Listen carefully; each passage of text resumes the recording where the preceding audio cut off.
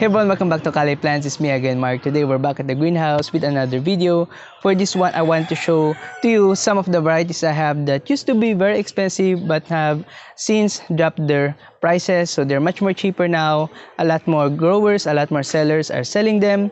So I hope that this video will give you some idea on what plants to buy next season or what plants you would like to have this year. So you will actually save a lot of money buying these plants right now than if you bought them way back when, because really in the previous months and last year probably these plants are really expensive, and I wasn't actually buying a lot of them back then, but now I have a lot of them, so I wanted to share them with you. So now let's look at the plants that we have. So the first plant that I wanted to show to you is the Sedum, lucidum, Obesum. This used to be very expensive and it's really pretty. It has these really nice thick leaves and it has these red margins if you manage to stress it out, which I haven't been able to do.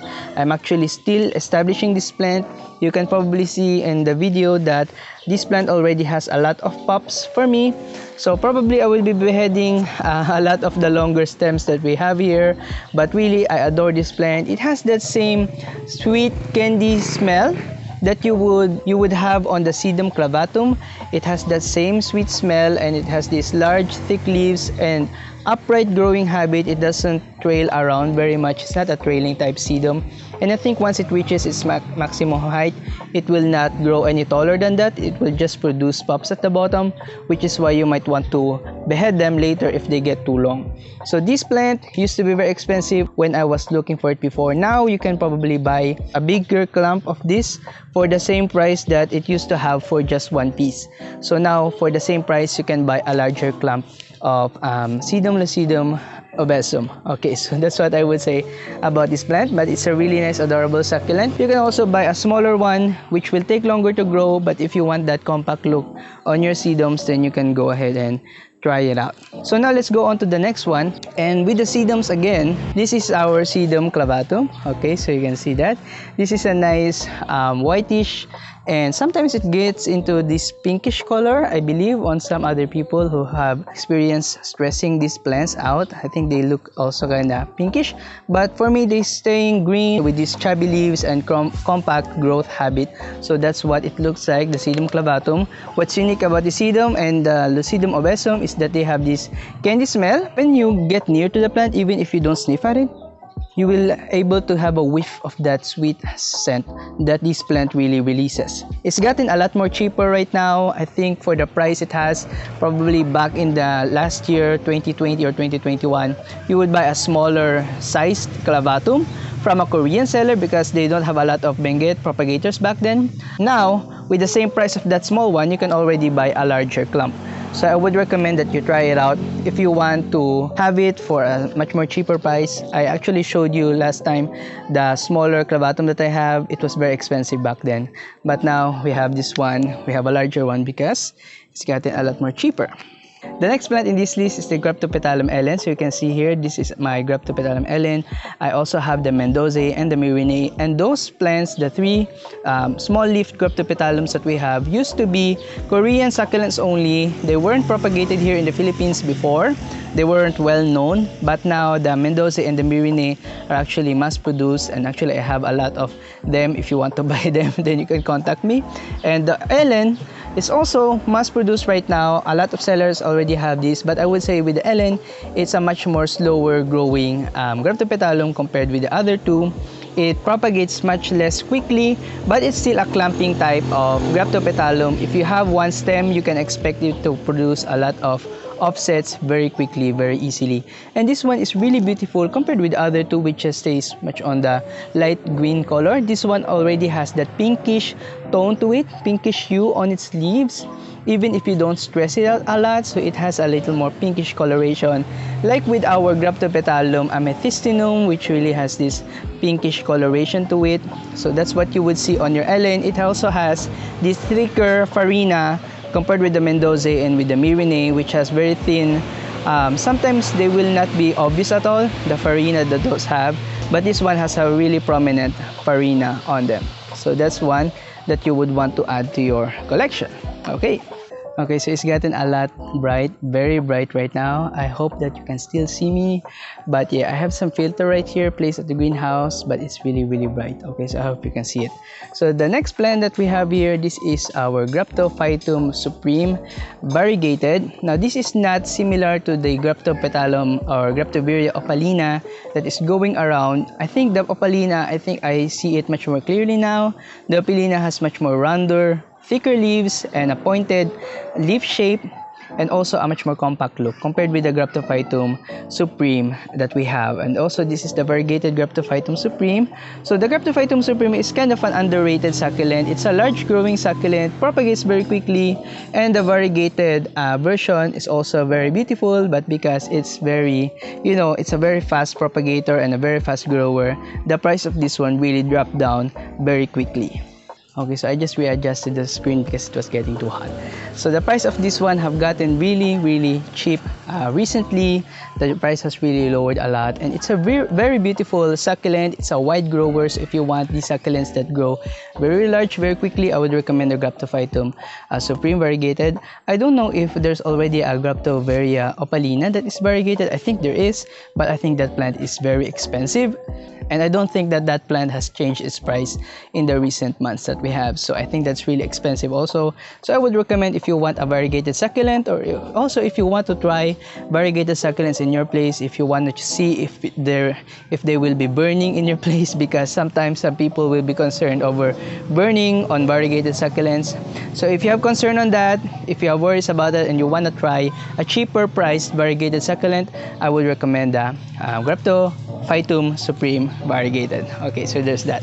Okay, I'm still hoping that you can see me because it's still very hot right now. Okay, now the next one that I will be showing to you is this Graptopetalum paraguayense. Now, a lot of people on Facebook groups, Facebook communities have been looking around for this plant. They call it the ghost hunt. A lot of people went ghost hunting recently because the ghost plant, the real true Graptopetalum paraguayense, was actually very hard to find.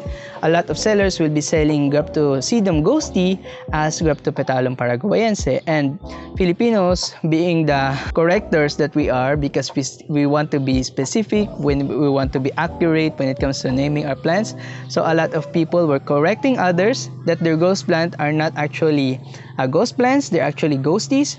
So because of that, a lot of people became interested with the Graptopetalum paraguayense, and that drove the plant's prices up very high. Even though it's a really common succulent, it's a very fast propagator, a lot of people sold their paraguayenses for a much higher price compared to your usual succulents. But now, because a lot of people have them, a lot of people have already propagated them again, so the prices of the ghost plant has dropped as well. So I would really recommend that you try out this plant. This is a very resilient, very easy to grow succulent. It's one that propagates very easily. This is one of the pups that I had, and I think I have 4 or 5 pots of Graptopetalum paraguayense here at the greenhouse, so I actually managed to propagate a lot of them. And really, this one, the plant that I'm showing to you, is the plant that I took off from our outdoor arrangement because that container wasn't already doing it for the succulents. I think I left them too dry. These past few days it wasn't raining, so they went too dry, and I was tired of caring for a large container, so I just had to remove them and replant them in these new small containers. So this plant grows very wide. I would recommend that you use a bigger pot for it because it's a large grower. Even if you propagate it, it doesn't produce small leaves for a very long time. It will just grow wider as it grows. So that is one large growing succulent that you would like to have. I would also say that it's one that trails as it grows. As it gets larger, it will start trailing, so you can behead it, and you can propagate the leaves because the leaves are very quick to propagate to produce plantlets. Okay, so there's that. I think we're gonna go with our last grapto before we get into our Echeverias. This is our Graptopetalum Apricot. They sell this as Apricot, but this is Graptopetalum paraguayense bernalense variegated. Okay, so that's a longer name. So I think this is a bernalense variegated because it doesn't look like the Titubans. Other people will sell this as Graptoveria Titubans variegated. It doesn't have that same shape doesn't have the same leaf shape or the same structure of the rosette with the Titubans. The Titubans is actually a much more compact succulent, so I would not say that this is a Titubans, but rather a bernalense variegated. They also sell this as apricot, and a lot of people or a lot of sellers that sold this were actually only Korean sellers back in the day, but now highland propagators are also selling this plant. So we have a lot of them actually in circulation right now. It's not a very rare succulent anymore since it's a Graptopetalum. It propagates very easily, and the prices have gotten much lower because of that. So you will probably be able to buy a cheaper version of this plant. Currently with this one, with these 3 heads that I have here, I don't think I paid for more than 500 pesos for this one. So I think it was just around 200 or less than 200 pesos for this plant. So if you want something really interesting, you can really try this variegated apricot because the prices have gotten much more lower right now. Some other people I think are still selling this as a Korean succulent, but I would not buy Korean of that anymore since we already have a lot of highland propagators of that plant. Okay, so the next one that I will be showing is this Echeveria Lola. Back in the day, Echeveria Lola was also very expensive. I think some people were only buying them from Korean sellers, and local propagators only sell a few of them. So they don't go out as mass-produced Echeverias. Compared with your other more common Echeverias, the Lolas are much more slower, much more rarer to come by. They don't propagate very easily, very quickly, but they're fast growers. Once you manage to find the right care that the plant needs, it's quite a fast grower. I think it will just continuously produce leaves as you care for it. But sometimes if you don't have the right conditions for it, the plant will just instantly rot and die. So that is the case with the Lola, which is why I'm careful, cautious not to buy a lot of these plants until I actually mastered my caring for my other succulents. So now I bought one and I think it stayed alive for me. It's not one that is a very resilient Echeveria, I would say to you, so you have to be mindful about caring this one, but it's very beautiful. The rosette and the color of the leaves are really interesting, really unique compared to your other Echeverias. Sometimes other Echeverias will have the same look, but they will not be as beautiful as the Echeveria Lola. Thankfully, if you fail on your Echeveria Lola, the prices on this one has dropped really low, so you can buy another one very quickly, and they're not that hard to come by anymore compared to back then. You will really have to wait around during this seller's sale, or the period where they will be selling their plants, because a lot of buyers will actually be buying before you. You have to be competitive with the commenting on plants, but right now there's a lot of them going around, so you will have more access to them, and they're not that very cheap, or they're not that very expensive anymore right now. So I would recommend that Echeveria Lola. It's a classic Echeveria, and it's a really beautiful one to add to your collection.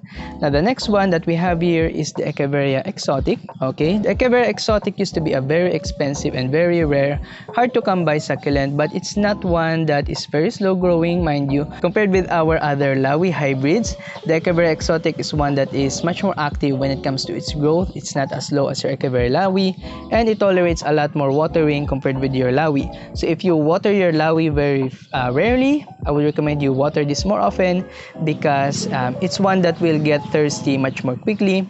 It's actually hybridized with the Echeveria Reunionii, which is a fast clumping succulent that is also very thirsty, which is why it's one that really needs a lot of water. However, even with those traits from the Reunionii, that is a very thirsty succulent, it's also a very beautiful one. It still has that thick farina that it got from its Lawi parents, and also that thicker leaves compared with the Reunionii, which are actually thin-leafed succulents. So the Echeveria Exotic is a much more thicker leaf Echeveria, and I know if you have one that is a single head, it will just produce clumps very easily. This is a clumping succulent because of the Reunionii traits it took from its Reunionii parents. So this one is actually a clumping exotic right now. I think I will be separating the heads because it's getting harder to manage, and I will be potting them up in smaller pots. So I would do that later on probably.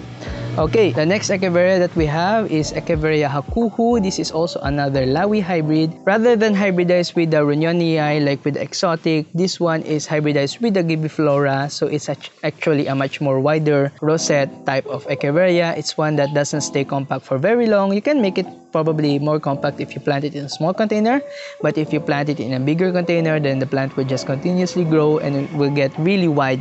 I have seen a lot of Hakuhou back then that are really wide growers, so they used to sell that, but now they're selling much more smaller size compact Hakuhous. So I managed to buy one, and this one is what I have. It's actually kind of thirsty right now, but what I find, because of its Gibiflora parent, this plant can also tolerate a lot more water, and I would say that it actually wants to have a little more water compared with your Echeveria Lawi, which takes forever before it needs to be watered. Actually, I killed my Lawi because I was overwatering it. So this one, you wouldn't worry about overwatering this one too much, because it's one that is really active, an active grower. It just produces growth continuously. So you can see here all the new farina, all the clean farina that we have. That is the leaves that I managed to grow while it was in my care. So it managed to produce a lot of leaves while it's still here. So I think I'm gonna water this later tonight because it's actually dry and very thirsty as well. So yeah, if you manage to get to the growing season, you will see a lot of growth on your Echeveria Hakuhou. And I think as it grows, it will grow in a much more taller stem, and it will produce pups on the sides, or if not, you can behead the plant so that you can get more pups out of it. I don't know if you can propagate it via leaves, so probably I will try that, or if you have experience on that, comment it down below. Finally, the last Echeveria that we have is the Echeveria Madiba. Now this one used to be a very expensive succulent, and it's one that is really daunting because of its unique look. So if you have a lot of money and if you're not confident with your growing skills, then probably you wouldn't want to buy a Madiba back then, because it was very expensive, and you might think of, oh, I might just lose money if I buy that plant because it's very expensive and I might just kill it. But as it turns out, this plant is actually a very resilient grower. It just grows consistently, and a lot of growers have managed to propagate this plant very easily. I think this one also propagates via leaves, because I have seen a lot of Echeveria Madiba being sold as clumps. So usually clumps will come from leaves and not beheaded Echeverias. So I think this one propagates very easily, which is why the prices on this one has gotten really low. Compared with your other Echeveria gibifloras, this one has a much more thicker type leaf and a much thicker farina and that pinkish purplish look, which is really unique about this plant. Really beautiful, and that wavy shape on the leaves really makes you think that it's a plant in motion. So I think that it's a really nice Echeveria, and I believe that as it grows, it will just get much more curlier leaves as it gets bigger. And this one, I also believe, grows to be a very big Echeveria. So I haven't tried that out. I'm hoping that I will be able to make this one grow much more larger than this. Okay, so there's our final plant. Okay. So I think that's about it for all the succulents that we have that recently dropped their prices. If you really like these plants, you can look them up on Facebook. A lot of sellers will be selling them here in the Philippines. If you're in the Philippines, I just don't know if you're growing them in a different market, in a different country. Sometimes they will be much more expensive in those places. So in the Philippines, they really have dropped their prices recently. So I would recommend that. And I think that's about it for this video, guys. If you haven't liked this video already, please like it and please subscribe to the channel if you haven't already. If you also want to see more of Cali plants, you can check me out on Facebook and on Instagram. And I think that's about it for this video. I will see you on the next one. Bye-bye.